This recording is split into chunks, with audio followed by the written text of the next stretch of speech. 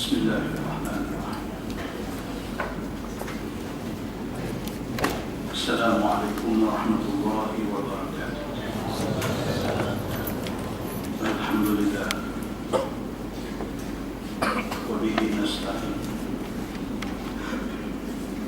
Asyhadu an la ilaha illallah wahdahu la syarika lah.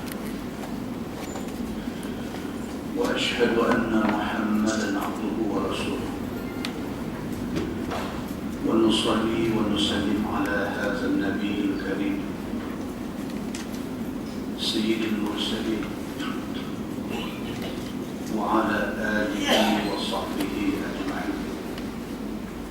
أما بعد، أيها المؤمنون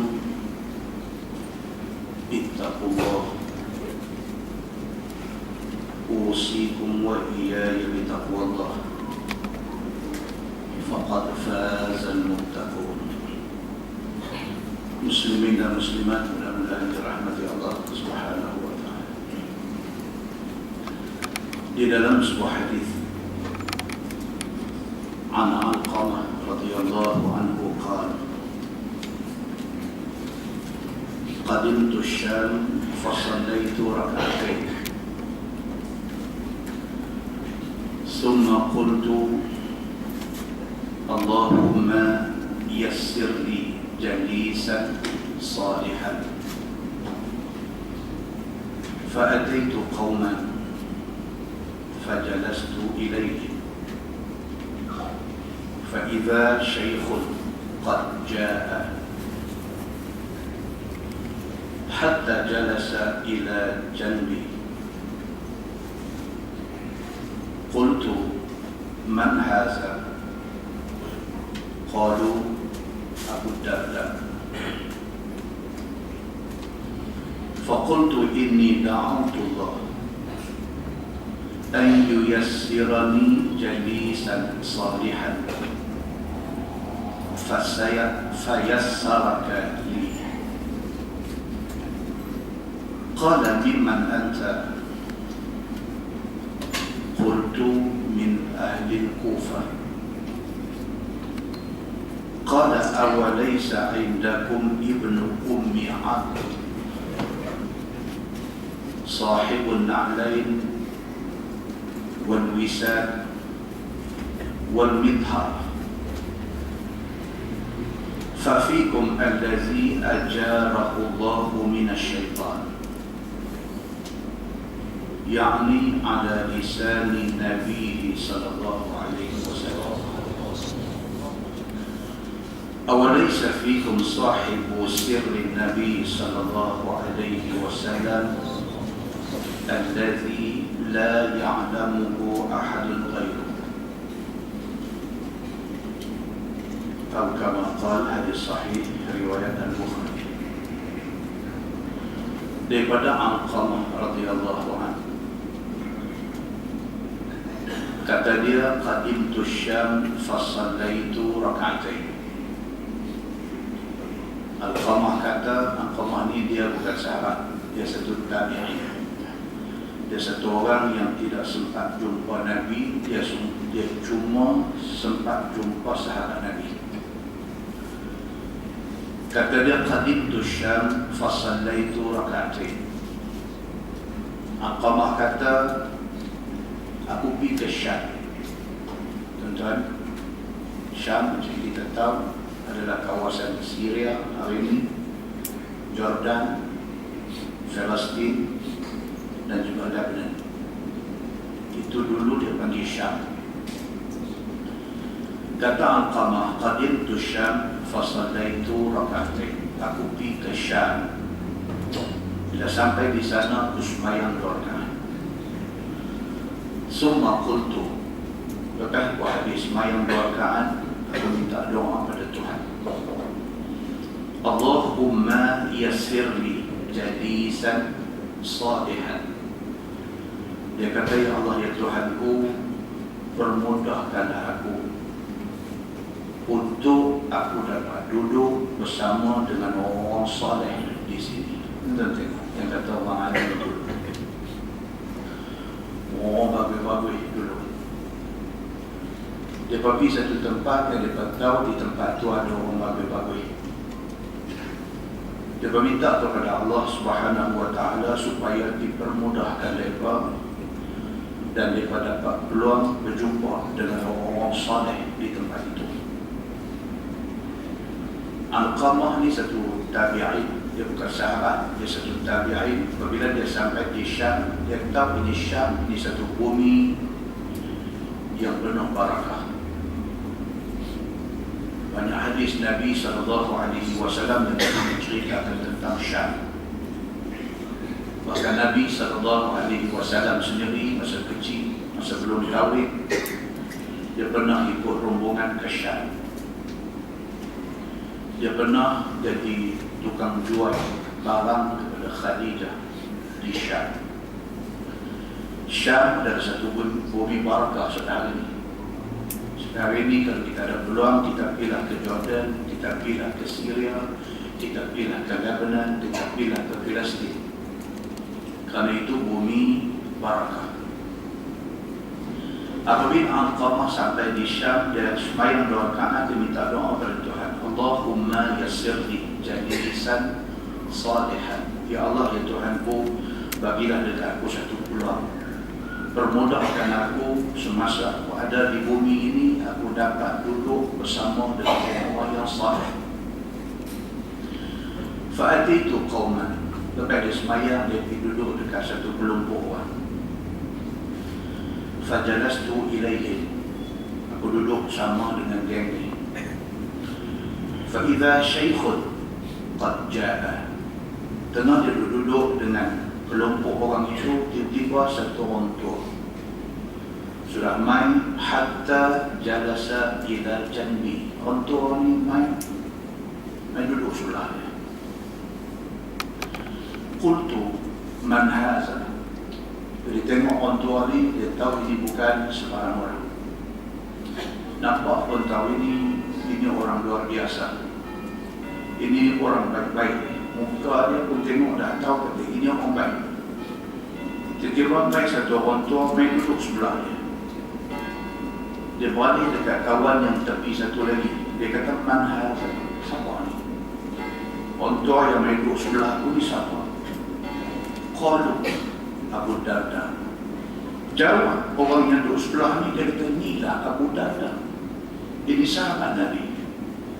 Tuan-tuan, kalau kita tengok adalah hadis, banyak hadis menceritakan tentang Abu Darda ini, orang hebat. Sehingga kan kalau kita langkah pergi ke cerita yang satu, apabila nak berlaku perang di antara Ali bin Abi Talib dengan Muawiyah bin Abi Sufyan, perang Siffin. Perang Siffin berlaku selepas habis perang Jamal. Perang Jamal antara Ali dengan Aisyah. Lepas habis perang Jamal, Muawiyah bin Abi Sufyan masih tidak mau tunduk, tidak mau bai'ah, tidak mau mengaku kata Ali menjadi khalifah pengganti Osman. Dia tak mau mengaku.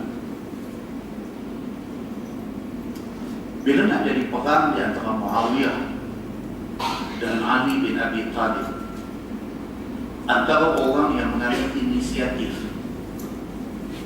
pergi berjumpa dengan Muawiyah, pergi berjumpa dengan Ali, nak minta supaya jangan perang, di antaranya ialah Abu Darda. Dia dengan satu lagi sahabat dia yang bernama Al-Bahili.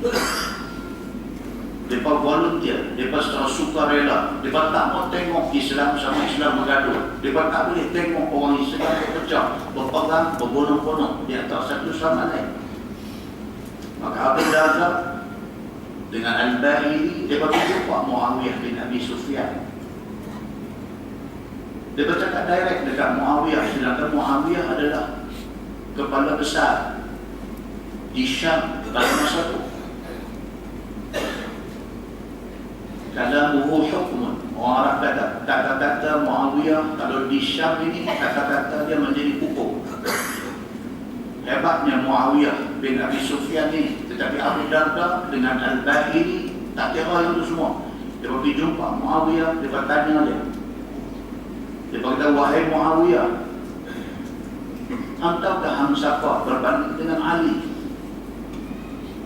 Ali itu kecil-kecil sudah masuk Islam. Ali itu sepupu Nabi. Ali itu menantu Nabi. Ali itu lebih berhak untuk menjadi khalifah daripada hang. Muawiyah kata balik kepada Abu Darda, ni kita nak cerita tadi. Dia kata, aku kalau sekiranya aku nak perang dengan Ali bukan kerana aku nak jadi khalifah. Aku kalau ditakdirkan jadi perang di antara aku dengan Ali kerana aku tak puas hati pasal Ali tidak ambil tindakan kepada pembunuh Osman.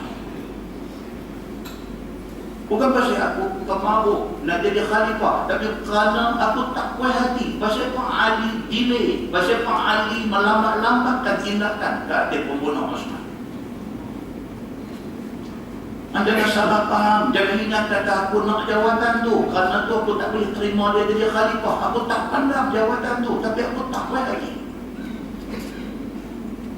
Kalau boleh, dia kata Han, dia kata Abu Darda dengan Al-Bahili, ambil jumpa Ali, dia dapat dekat dia, ambil tindakan dekat pembunuh Osman. Hari ini juga aku akan jadi orang pertama daripada penduduk Syam bayar dia sebagai khalifah. Itu senario yang berlaku di sebalik perang Siffin itu. Kita daripada sekolah dulu, kita masuk sekolah menengah, Form 1, Form 2, Form 3, Form 5, Form 6, kita mengaji sejarah Islam, digambarkan kepada kita semasa kita ambil SPM, pengetahuan agama Islam, kita ambil sejarah untuk paper STPM tingkatan 6, digambarkan kepada kita, kata Muawiyah bin Abi Sufyan ini gila puasa. Kita duk nampak macam tu, kita duk nampak dia ni nak jadi khalifah, tak dapat dia perang dengan Ali. Sejarah dirosakkan sedemikian rupa sampai otak kita percaya kata Muawiyah ni kalau tak jahat pun tak bagus dia ni. Sebenarnya bukan dia nak jawatan tu, tapi dia nak supaya Osman bin Affan yang dibunuh secara zalim itu dibela. Apatah lagi Osman bin Affan dengan Muawiyah bin Abi Sufyan sepupu.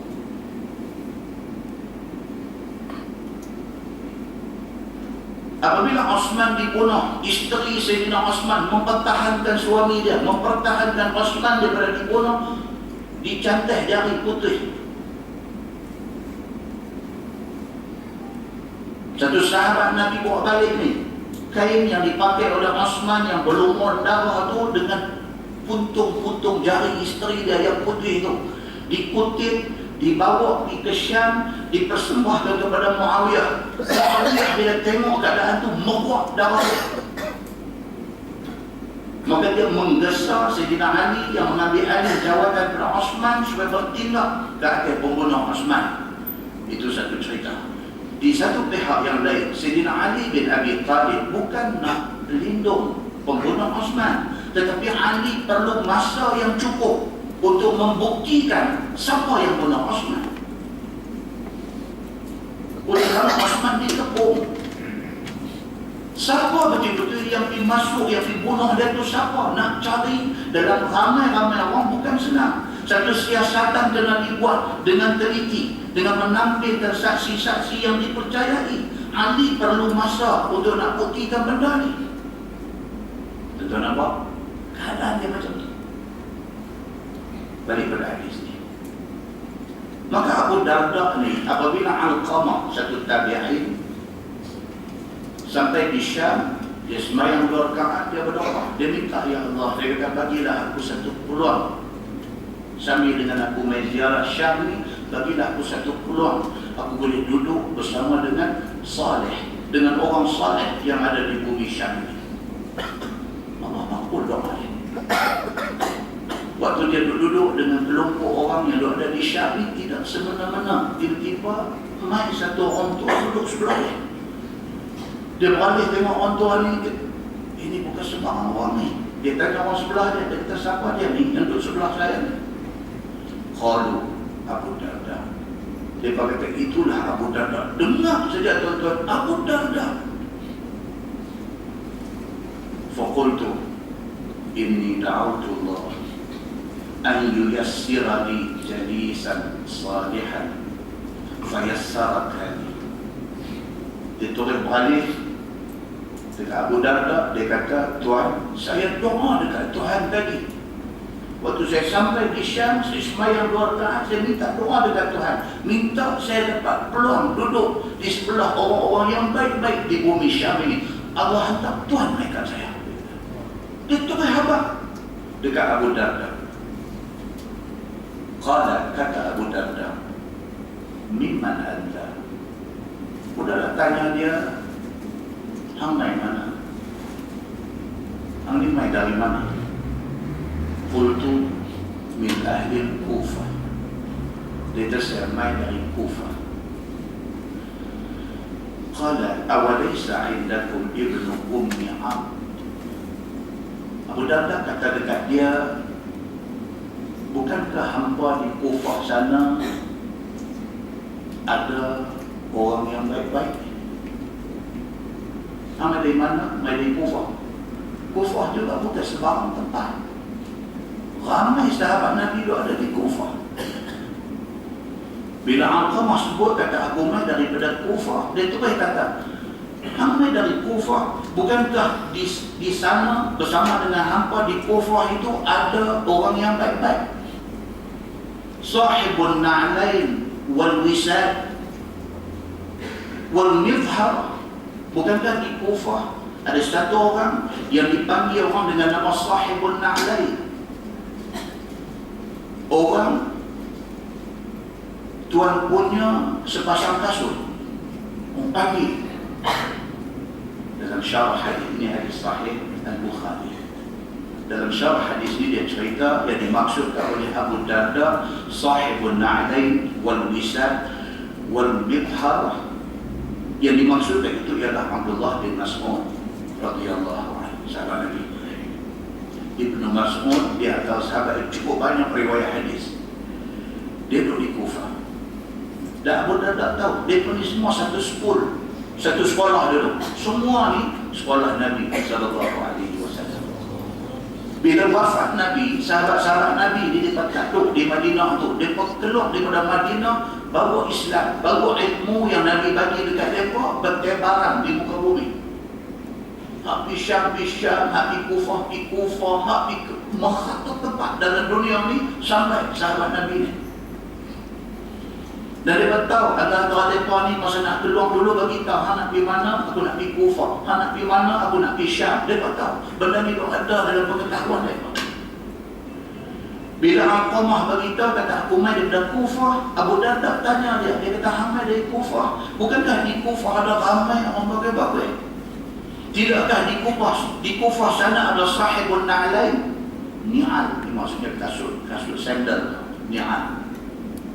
Dan dalam hadis yang cerita kata apabila dikebumikan satu mayat, apabila orang yang last tadi tinggal kubur, Allah buka hijab yang menutup pendengaran mayat dengar bunyi ni'al. Dia kata dengar bunyi kasut sandal yang berjalan meninggalkan kubur itu. Ketika itu wajah malaikat qabri, malaikat kubur. Hadis itu menjadi perbincangan panjang tentang boleh tak boleh pakai kasut masuk kubur. Ulama hadis kata sebaik-baiknya masuk dalam kawasan kubur tak mau pakai kasut, sebaik-baiknya. Tapi sebahagian ulama kata memakai kasut masuk ke kubur itu tidak salah. Pasal apa? Pasal hadis ni. Hadis kata bila orang yang last tinggal, Allah buka hijab yang menutup pendengaran, mayat dengar bunyi ni'al, bunyi tapak kasut. Maknanya pakai kasut di kubur tidak salah. Benda dibincang, tak habis. Nak pakai kata mau pakai, pulang dia tak pakai lebih baik. Muslimin dan muslimat yang dirahmati Allah SWT. Maka Abdullah bin Mas'ud ini dikenali sebagai sahibun na'lain, sebagai tuan kepada dua kasut, kepada sepasang kasut. Kasut siapa? Kasut Nabi sallallahu alaihi wasallam. Semasa hayat Nabi, kasut Nabi pakai ni pun berebut nak khidmat kepada Nabi ni, berebut nak ambil kasut Nabi tu, nak bukui, nak ambil simpan. Sekali Nabi keluar nak tahu di kaki Nabi tu, berebut. Anas bin Malik pun nak buat kerja tu, Abdullah bin Mas'ud pun nak buat kerja tu, ramai orang nak buat kerja tu. Pasal apa? Itu khidmat kepada Nabi. Mana nak tahu akhirat itu, kerana khidmat itu Nabi panggil duduk sekali dengan dia dalam syurga. Subhanallah. Maka tanya Abu Darda kepada Alqamah, dia kata hamil daripada Kufah. Bukankah di Kufah sana ada sahibun na'lain? Ada Abdullah bin Mas'ud yang dia ni masa hidup Nabi, dia duk jaga kasut Nabi ni. Sepasang kasut Nabi ni dia antara orang yang duk berebut nak jaga. Wal Isad, dan dia juga dikenali sebagai sahibul wisad. Wisadah untuk pantai. Wah, dia duduk, dia tak duduk posyek macam kita ni. Dia tak ada setting macam rumah kita ni. Dia pakai duduk, lepas tu ada satu pantai abang tenggek. Duduk itikaf, dia mengira bahasa Arab, duduk menyandang selai siku di atas handrest pantai itu. Panggil wisadah. Abdullah bin Mas'ud dia ada kerja dan juga apa dia hanya sahibul wisad. Dia ni duduk buat bantai, bila Nabi duduk dia hulak bantai, dia bawa habuan Nabi nak sendiri. Macam tu sahabat duduk cari peluang nak khidmat kepada Nabi, sehingga dia pun dikenali sebagai sahibul wisad, orang yang duduk provide bantai untuk Nabi bila duduk nak letak tangan. Wal mitharah, dan juga dia dikenali sebagai orang yang menyediakan bejana air untuk Nabi. Nabi nampak macam nak minum, bawa bejana, bawa main ni, nak bagi Nabi minum air, dia bawa. Tuan-tuan, kalau sahabat Nabi macam tu punya duk berebut, nak cari peluang, nak cari ruang, nak cari untuk nak khidmat kepada Nabi. Apalah kita ni yang kata sayang Nabi ni, apa yang kita buat untuk Nabi? Muslimin dan muslimah yang dirahmati Allah sekalian. Kata Abu Darda lagi, wa fikum alladhi ajarahullahu minasyaitan. Bukankah di kalangan hampa di Kufah sana ada orang yang dia ni terkenai sebagai orang yang dijauhi Allah Subhanahu wa taala daripada syaitan? No, hamba duduk di sana, bukankah di Kufah itu ada satu sahabat Nabi yang dia ni terkenai sebagai satu orang yang dijauhkan Allah daripada syaitan.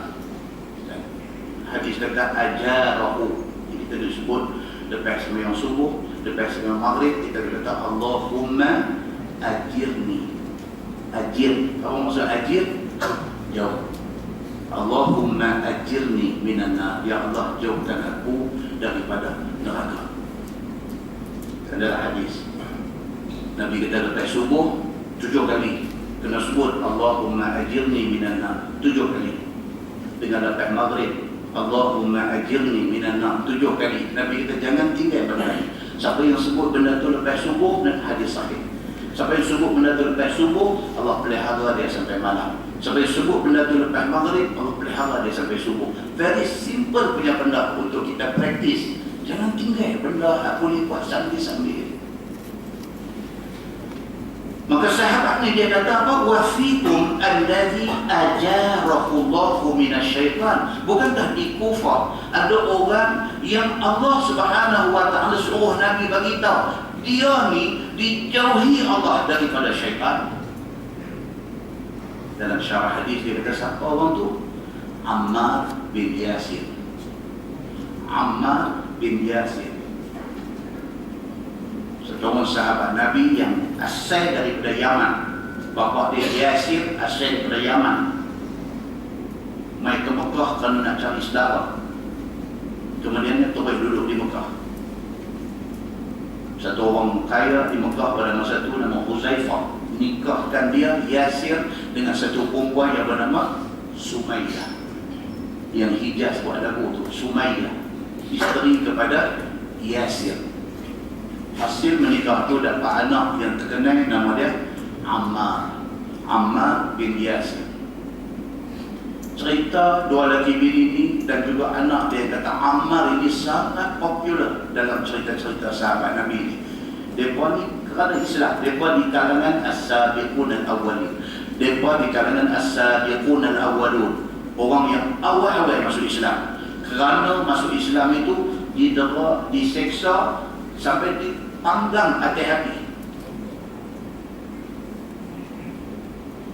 Ammar bin Yasir, dia ni juga disebut dalam hadis yang kita baca ni. Abu Darda kata, wa fikum alladhi ajarahu Allahu minasyaitan. Bukankah di Kufah ada satu orang yang dia ni dijanjikan jauh dia daripada syaitan, yakni ala lisani nabiyhi sallallahu alaihi wasallam, yang sebut kata Ammar bin Yasir jauh daripada syaitan. Ni siapa sebut? Lidah Nabi sallallahu alaihi wasallam yang sebut. Cerita panjang tentang Ammar bin Yasir insya-Allah malam esok di Jelutung. Mari nak sebut dekat tu dulu. Dia satu orang yang terkenal di Kufah, sehingga kan Abu Darda apabila Alqamah kata main ke Kufah, terus dia sebut, bukankah di sana ada Ammar bin Yasir, satu orang manusia yang Allah suruh Nabi sebut. Kata syaitan jauh daripada dia ni, syaitan tak berani dekat dia. Awalaysa fikum sahibu sirri Nabi sallallahu alaihi wasallam. Kata Abu Darda, bukankah sama dengan hamba di Kufah ada satu orang sahabat Nabi yang dia ni banyak menyimpan rahsia Nabi, allazi la ya'lamuhu ahadun ghairuh, yang orang tak tahu dia tahu. Dalam syarah kata siapa orang yang dimaksudkan tu? Huzaifah bin Al-Yaman. Kalau kita baca dalam syarah-syarah hadis ni, bila jumpa nama Huzaifah bin Yaman, tu dia cerita itu penyimpan rahsia Nabi. Abu Bakar rapat dengan Nabi, Umar rapat dengan Nabi, Osman rapat dengan Nabi, Ali lagi rapat dengan Nabi. Tiba-tiba Huzaifah bin Yaman ada satu spesial dia. Ada banyak benda Nabi tak ceritakan oleh Nabi cerita dia. Maka dia terkenal sebagai satu penyimpan rahsia Nabi sallallahu alaihi wasallam. Abu Darda terus tanya kepada Alqamah, hamai daripada jauh daripada Kufah main ke Syam ni, minta doa pula lagi bila sampai di sini, nak minta peluang nak duduk bersama dengan orang-orang saleh di sini. Bukankah di Kufah ada ramai orang saleh? Dia kata, ya, sana-sana, tapi sini-sini. Mana tempat pergi pun kita nak cari orang yang baik-baik untuk kita dapat duduk-duduk dengan mereka itu. Setidak-tidaknya berkat ilmu mereka dapat dekat kita semua. Muslimin dan muslimat yang dirahmati Allah sekalian, mudah-mudahan kita ada semangat itu. Nak cari orang baik-baik untuk buat kawan, nak cari orang baik-baik untuk buat teman, untuk buat kita nak menumpang ilmu dia, dan kita nak menumpang apa-apa kebaikan yang ada pada dia. Mudah-mudahan mukadimah itu memberi manfaat kepada kita semua, insya-Allah. Kita menggunakan tafsir Nurul Ihsan jilid 2. Tafsir Nurul Ihsan jilid 2. Muka surat 306. Muka surat 306. Kita masih lagi berada di dalam tafsir surah An-Nahl. Di bawah sana tuan-tuan, di bawah sana ayat 51 daripada surah An-Nahl. A'udzubillahi minasyaitonirrajim. Wa qala Allah la tattakhidhu ilahaini itsnain. Dan firman Allah Subhanahu wa taala, jangan kamu ambil ataupun jangan kamu jadikan Tuhan itu dua. Tuan-tuan, kita semua faham dosa paling besar yang Tuhan tak boleh ampun. Dosa apa? Dosa syirik dan Allah. Syirik ni maksudnya apa? Syirik. Dalam bahasa Melayu kita selalu kata syarikat. Syarikat ni maksudnya apa? Maksudnya mesti lebih pada seorang. Itu syarikat. Seorang dia tak jadi syarikat. Syarikat maksudnya mesti lebih pada seorang. Dua atau lebih. Syirik maksudnya apa? Mensyarikatkan Allah. Maksudnya associate Allah dengan benda lain. Associate. Di samping sembah Allah ada sembah benda lain. Di samping percaya Allah ada percaya benda lain. Di samping mengharapkan Allah, mengharap kepada benda lain. Bila kita associate Allah dengan benda lain, itu dosa besar. Dalam ayat yang kita baca malam ini, ayat 51 surah An-Nahl, Allah berfirman, wa qala Allah la tattakhidhu ilahaini ithnaini. Dan firman Allah, janganlah kamu jadikan Tuhan kamu itu dua. Apapun Allah, dia Tuhan yang besar. Innama huwa ilahun wahid fa iyaya farhabun. Hanya dialah, yakni Allah lah Tuhan yang esa, zat dan sifat. Allah esa. Pada segala segi Allah itu esa. Maka akan daku hendaklah kamu takut dan teruk. Farhabun bukan takut, sudah teruk. Kan dalam Quran kata, "Idza dzukirallah wajilat qulubuhum wa idza tuliyat 'alaihim ayatuh zadatuhum imana." Orang yang betul-betul beriman itu ialah idza dzukirallah, bila sebut nama Allah, wajilat qulubuhum, getar hati. Kalau dia bohong, orang kata kat dia, dengan nama Allah hang mengaku kata hang cakap benar, dia getar. Dia ada iman kepada Allah. Wa idza tuliyat 'alaihim ayatuh, Quran kata tak bagi dibacakan kepada dia ayat-ayat Quran, zadatuhum imana, iman dia rasa bertambah. Walau dia tidak faham ayat yang dibacakan tu, tapi dia dengar ayat Quran tu, dia rasa something dalam diri dia. Ramai orang macam ni. Dia pergi Mekah, dia semayang, imam Masjidil Haram baca ayat apa, dia pun tak tahu apa makna, dia pun tak tahu, tapi dia boleh main sport. Mana ayat itu memberi satu impact pada jiwa dia. Bermakna dia ada iman. Muslimin dan muslimah yang dirahmati Allah sekalian. Tuhan kata, innama huwa ilahun wahid fa iyaya farhabun. Dan Tuhan itu adalah Tuhan yang esa, maka kepadaku hendaklah kamu takut. Jangan takut selain daripada aku. Walahu ma fis samawati wal ardh. Dan bagi Allah barang yang ada dan 7 lapis langit dan bumi, milik, kejadian dan hamba. Semua benda ada dalam alam ni, semua benda ada ni milik Allah. Semua benda ada dalam alam ni dijadikan oleh Allah. Semua benda ada dalam alam ni adalah hamba Allah. Tuan ni isu kata korban hilang ni. Baru kita tahu banyak benda. Baru kita tahu tentang ocean. Orang putih ni dia ada beza. Bila disebut ocean, dia bukan sea, dia bukan laut, dia lautan. Laut lain, Laut Cina Selatan. Hindi dia tak panggil laut Hindi, dia panggil lautan Hindi. Itu beza orang putih sebut ocean dengan sea. Jadi macam ni duk habang kata MH370 ended dekat source Indian Ocean. Oh, kita ni nak tahu Indian Ocean ni tak mana, lagu mana rupa dia. Semua ni makhluk yang Allah cipta. Indian Ocean yang dikhabarkan kepada kita di kawasan yang dijangka kapal terbang jatuh tu, dijangka tu kawasan laut paling ganas dalam dunia. Roaring Ocean dia panggil kawasan tu. Kawasan laut yang macam rimau, mengaum kawasan tu. Ombak tak ada pasal. Dia boleh naik setinggi 20 ke 30 meter. Tuan Allah buat ni yang kata yang Quran kata walahu ma fis samawati wal ardh. Segala apa yang ada di langit, di bumi ni hak Allah punya ni. Lautan ni dia adalah unsur benda yang Allah cipta. Yang paling besar dia panggil Pacific Ocean. Kita tak tahu. Kata hari Sabtu ni nak pergi mana? Nak pergi Pacific. Kecil orang pulang. Dia ingat apa Pacific tu? Kan? Hari Sabtu ni duduk jalan nak pergi Pacific. Bagi kita Pacific nak seketul itu lah. Mega Mall.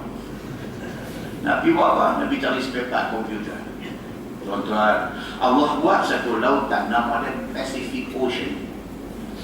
Ini yang kata lahu ma fis samawati wal ardh. Bagi Allah segala yang ada di langit dan di bumi. Ni ada atas bumi ni tuan-tuan. Globe ni, bumi kita seketul bulat ni tuan-tuan, darat cuma 1/3 je. 2/3 daripada permukaan bumi ini air. 2/3 daripada permukaan bumi ini air. Air apa? Air laut. Tidak termasuk sungai, tidak termasuk tasik. Air laut saja 2/3. Daripada 2/3 lautan itu, hak paling besar dia panggil lautan Pasifik. Ni nak abang kata Tuhan ni, Allah Subhanahu Wa Taala, Tuhan Maha Kuasa ni, keluasan lautan Pasifik tu berapa? 166.2 juta kilometer persegi. Allahu Akbar. Orang putih bila dia buat kajian tentang benda ni, dia tarik di mulut dia apa dia? God is great.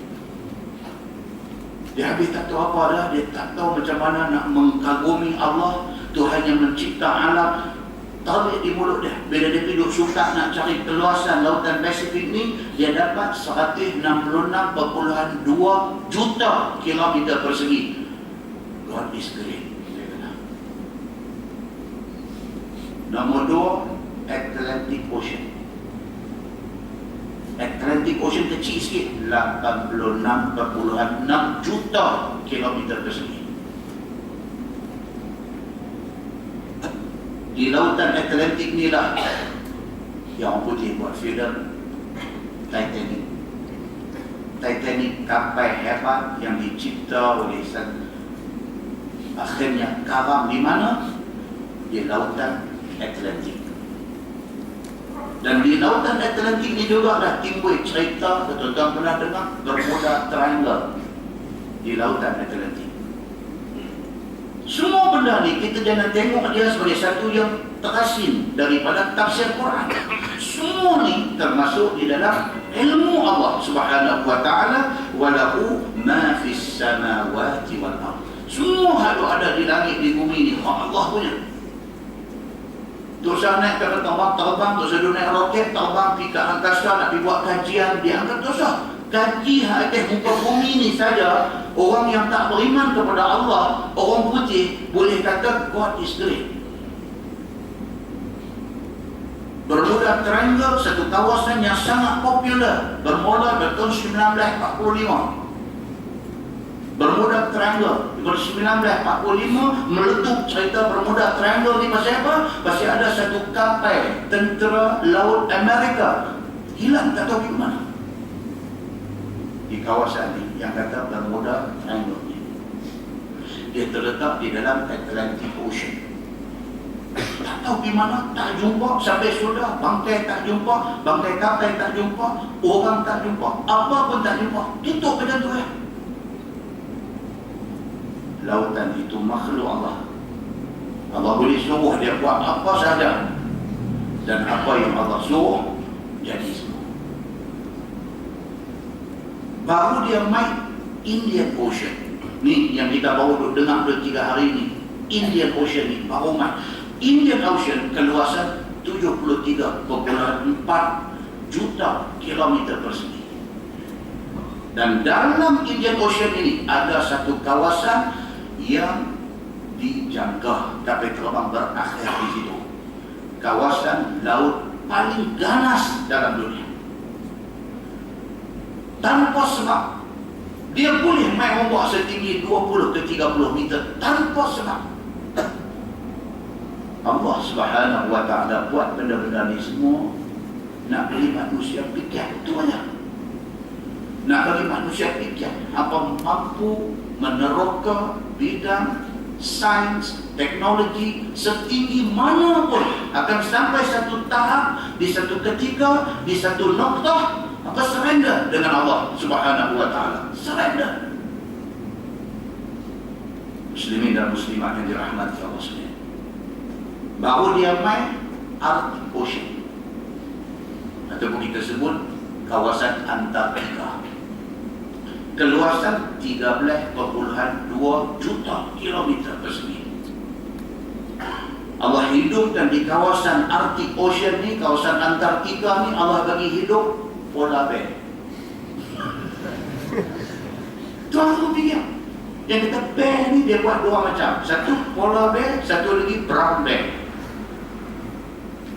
Brown bear kalau bawa dia, pihak zoo ditangkap dia, bawa pergi lepas dekat Arctic ni, mati kat dia. Padahal dia sepupu dengan polar bear. Tapi dia tak boleh hidup di Antartika. Dia tak boleh. Allah buat polar bear untuk duduk di Antartika. Tuan-tuan, polar bear ni yang putih pada polar bear ni boleh mencapai berat badan sehingga 850 kilo sekor. Masya Allah. Allah buat benda ni. Hak betina dia setengah daripada besaran jantan tadi. Itu hidup. Dia boleh pergi besar sampai macam tu. Dan dia boleh kuat kupu-kupu dalam ayam. Yang kata Antartika ni dia boleh. Dah betul dia. Tak ada apa. Kita kalau cempung lempang dalam tu, arwah tu kan. Sejuk tu tak boleh tahan. Tapi polar bear ni Allah buat bagi hidup di Antartika. Tak payah dicapak dia. Memang dia duduk dalam tu. Kita tengok dalam National Geographic, dia boleh berenang, dia boleh buat kupu-kupu, dia boleh lena, duduk terapung dalam air. Allah Subhanahu wa Ta'ala, Tuhan Maha Besar. Allah bagi mereka ni menjadi pribumi, kalau nak bagi, di laut Antartika ni. Muslimin dan muslimat yang dirahmati Allah. Itu sebab orang putih, dia ambil satu bidang saja. Dia buat kajian tentang laut saja, dia boleh masuk Islam. Pasal apa? Pasal in the end, last kali dia tahu ni bukan cerita manusia. There must be satu super power yang buat benda-benda ni semua. Dan beriman dia kepada Allah. Kalau Allah nak dia beriman. Muslimin dan muslimat yang dirahmati Allah sekalian. Maka firman Allah, walahu ma fis samawati wal ardh. Dan baginya yang dibagi Allah barang yang ada dan 7 lapis langit dan bumi, milik dan kejadian dan hamba kepada Allah Subhanahu wa Ta'ala. Walahud dinu wasilah. Dan baginya yang bagi Allah Ta'ala itu agama yang di Islam. Islam ni Allah punya. Allah nak apa itu? Islam ni Allah punya. Dan Islam bukan komoditi. Islam ni Allah punya. Islam ni agama yang Allah buat turun main. Dan Allah tidak buat main Islam kepada manusia ni sebagai komoditi. Komoditi ni maksud apa? Barang nak jual. Bukan. Kalau sekiranya seluruh penduduk dunia pilih untuk tak mau terima Islam, Allah tak rugi. Pasal Allah tidak jual Islam.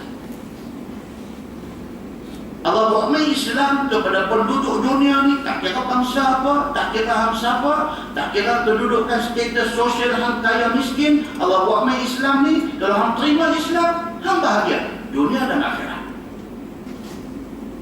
Maka Allah sebut dalam ayat ni, walahud dinu wasibah. Dan bagi Allah agama yang kukuh ini, hal berkekalan dia sehingga hari kiamat. Tuhan dah sebut dah Islam sampai dah berlaku kiamat. Islam ada. Cuma ramai tak ramai orang ikut Islam itu hal lain. Tapi Islam tidak akan luput di dalam dunia ini. Dan hari ini kan banyak dulu ramai dalam WhatsApp, dalam apa ni duk suruh vote pasal kononnya United Kingdom nak apa? Nak ban apa? Bukan hijab. Yang United Kingdom nak ban ni niqab. Purda, bukan tudung. Dan United Kingdom nak ban ni bukan ban purda itu secara total, bukan. Dia nak melarang pemakaian purda di kawasan tertentu. Bukan United Kingdom saja, tuan. Dia Universiti Melaya dulu. Tahun 80-an dulu, Universiti Melaya, pihak keselamatan Universiti Melaya keluar satu circular kepada semua student bahawa pelajar perempuan yang pakai burdah apabila nak melepasi keselamatan, gate keselamatan, kalau sekiranya Pak Gad ni rasa suspicious, rasa macam dia boleh minta suruh budak ni buka untuk nak pastikan itu betul student, seperti gambar yang ada di kad pelajar. Kalau nampak suspicious, dia boleh tahan, dia minta kad metrik pelajar, dia suruh buka tengok, okey, you boleh masuk. Tujuan itu. United Kingdom pun nak buat macam tu. Biasalah, pasal dah ni orang macam-macam tuan. Pakai seorang pergi mencuri pun ada. Ini faktor keselamatan. Normal, benar ni. Bukan dia nak melarang pakai tudung di seluruh United Kingdom. Dah, dia pun tak buat benda tu. Tak ada pasal pun dia nak pergi buat benda tu. Macam Turki, satu zaman dulu, zaman sekularisme berakar umbi di Turki dulu kan. Satu perempuan yang pakai hijab, pakai tudung, masuk ke tanding dan menang. Mereka haramkan dia masuk dalam parlimen Turki pasal pakai tudung. Buka tudung baru boleh masuk. Itu melampau lah yang tu. Tapi tak apalah, vote tu baguslah, vote tu tunjuk. Kita cengih, bagus. Cuma jangan salah faham. Cari video, kalau salah faham tu, tengok orang putih main video, tanya mana-mana. Abang-abang yang terkena pun nampak pada TV. Jangan lah, jangan macam tu. Biar kita faham isu, apa isu dia. Isu yang dibagikan oleh pihak daripada isu keselamatan. Dan bila pakai macam tu, you nak masuk, you nak check in masuk dalam airport misalnya, mereka nak suruh buka.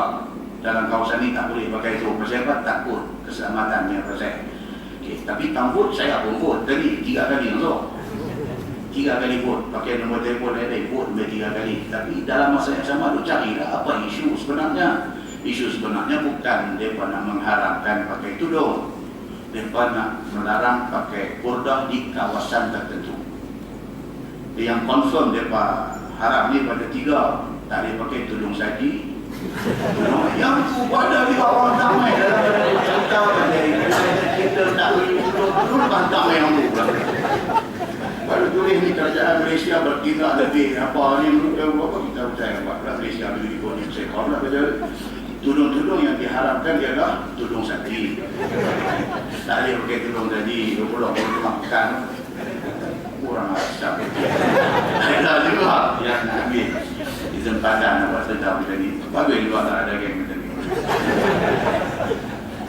Jadi Islam ini Tuhan kata walahuddinu wasifah. Dan bagi Allah agama, yakni agama Islam, yang Allah akan pertahankan dia ila yaumil qiyamah, sampai hari kiamat. Afa ghairallahi tattaqun. Maka adakah lain daripada Allah kamu nak takut? Kalau kita tahu kata Allah penguasa alam ini, yang berkuasa ke atas alam ini A sampai Z ialah Allah. Tidak ada orang lain boleh mengatasi kuasa Allah Subhanahu wa ta'ala. Kalau kita tahu kata dunia ni, alam ni Allah punya, apa kita nak takut? Kalau kita duduk di atas agama Allah, tak payah takut. Pasal dunia ni Allah punya, agama kita ikut agama Allah punya, apa kita nak takut? Kita sakit pada dunia ni, akhirat sudah tersedia tempat yang istimewa untuk kita. Tak payah takut pun. Muslimin dan muslimat yang dirahmati Allah sekalian. Artinya, jangan kamu takut, melainkan kepada Allah semata-mata. Kerana Allah adalah Tuhan yang sebenar-benar dan tiada Tuhan lain daripada Dia. Allah saja Tuhan yang ada kuasa. Tidak ada lain yang lebih berkuasa daripada Allah. Tidak ada. Orang dan cuba nak ubud kita, dia sendiri pun tertakluk di bawah kuasa Allah Subhanahu wa ta'ala. Allah Subhanahu wa ta'ala tak payah tarik nyawa dia pun. Allah tarik selera dia aja cukup. Kering mati. Allah kalau tidak bertindak, dia tak perlu tarik nyawa. Dia biar hidup tapi dia tarik selera aja. Tak lalu makan. Kering manusia, tak lalu makan. Makan tak lalu, minum tak lalu. Tujuh. Habis dulu tu. Demikian Allah Subhanahu wa ta'ala. Pergi jumpa doktor pakar manapun, hospital yang terkenal macam manapun, pergi ambil ubat mahal manapun, selera tak boleh dapat. Makanan boleh beli, selera tak ada. Di situlah kuasa Allah Subhanahu wa ta'ala. Muslimin dan muslimat yang dirahmati Allah sekalian. Kerana Allah itulah Tuhan yang sebenar-benarnya, tidak ada Tuhan lain selain daripada Dia. Firman Allah, wa ma bikum min ni'matin fa min Allah. Itu yang Tuhan kata. Dan barang suatu dengan kamu daripada nikmat itu, maka dia itu kurniaan Allah. Apa juga nikmat yang ada kat kita ni semua Tuhan yang bagi.